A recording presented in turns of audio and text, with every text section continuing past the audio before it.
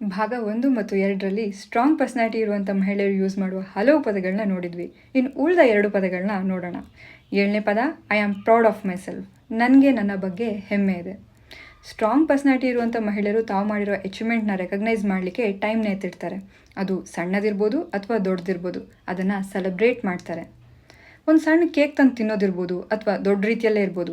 ಇದು ಅವರ ಸುಪೀರಿಯಾರಿಟಿ ತೋರಿಸ್ಲಿಕ್ಕಂತಲ್ಲ, ಆದರೆ ತಮ್ಮ ಎಫರ್ಟ್ ಹಾಗೂ ಕೆಪಾಬಿಲಿಟಿನ ರೆಕಗ್ನೈಸ್ ಮಾಡಲಿಕ್ಕೆ ಒಂದು ಸ್ಟೆಪ್ ತಗೊಳ್ತಾರೆ. ಅವರು ಹೊರಗಡೆಯಿಂದ ಬರುವಂಥ ವ್ಯಾಲಿಡೇಷನ್ ಮೇಲೆ ಮಾತ್ರ ಡಿಪೆಂಡ್ ಆಗಿರೋದಿಲ್ಲ, ಯಾಕಂದರೆ ಅವ್ರು ತಮ್ಮನ್ನು ತಾವು ಸಂಪೂರ್ಣವಾಗಿ ಒಪ್ಕೊಂಡಿರ್ತಾರೆ, ಹಾಗೆ ಪ್ರೀತಿಸ್ತಾರೆ. For them it's an act of self love and self acceptance. 8ನೇ ಪದ, ಐ ಫಾರ್ಗಿವ್ ಯು. ನಾನು ನಿನ್ನನ್ನು ಕ್ಷಮಿಸ್ತೇನೆ. ಮನಸ್ಸಿಗೆ ತುಂಬ ನೋವು ಮಾಡಿರೋಂಥ ವ್ಯಕ್ತಿಗಳನ್ನ ಕ್ಷಮಿಸೋದು ಬಹಳ ಕಷ್ಟನೇ. ಆದರೆ ಸ್ಟ್ರಾಂಗ್ ಪರ್ಸನಾಲಿಟಿ ಇರುವಂಥ ಮಹಿಳೆಯರು ಕ್ಷಮಿಸಿ ತಮ್ಮ ಪ್ರಬುದ್ಧತೆಯನ್ನು ತೋರಿಸ್ತಾರೆ. ಪ್ರಬುದ್ಧತೆ ಹೇಗೆ? ಅವರು ಕ್ಷಮಿಸೋದು ನೋವು ಮಾಡಿದ ವ್ಯಕ್ತಿಗೋಸ್ಕರ ಅಲ್ಲ, ಆದರೆ ತಮ್ಮ ನೆಮ್ಮದಿಗೋಸ್ಕರ. ಕ್ಷಮಿಸಿ ತಮ್ಮಲ್ಲಿರುವಂಥ ಸಿಟ್ಟು ಹಾಗೂ ಕಹಿ ಭಾವನೆನ ಹೊರಗೆ ಹಾಕಿ ತಾವು ಸ್ವತಂತ್ರರಾಗ್ತಾರೆ. ಅವರು ಪಾಸ್ಟ್ ಬಗ್ಗೆ ಯೋಚನೆ ಮಾಡಲ್ಲ, ಆದರೆ ಪ್ರೆಸೆಂಟ್ ಬಗ್ಗೆ ಯೋಚನೆ ಮಾಡ್ತಾರೆ, ಹಾಗೆ ಫ್ಯೂಚರ್ನ ಆಶಾಭಾವನೆಯಿಂದ ಬರ್ಮಾಡ್ಕೊಳ್ತಾರೆ.